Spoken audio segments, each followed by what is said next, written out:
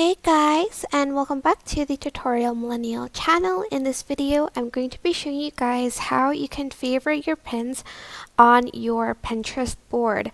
So go to your profile and go to the board that you want to favorite the pins.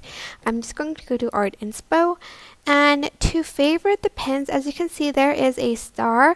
For instance, I want to favorite these one, which are for instance drawings, paintings, and the others are actual pictures.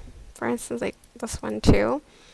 And just favorite that, and to sort of sort by favorites. For instance, you just want to see your favorited pins, click on the filter and click favorite pins.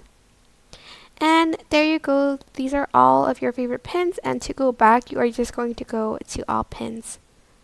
And that's it. I hope this tutorial was helpful for you guys. Don't forget to like, comment, share, and also subscribe to this channel if you haven't done that. If you have any questions, just leave it in the comment section down below, and I will try my best to answer them all. Thank you so much for watching. Bye!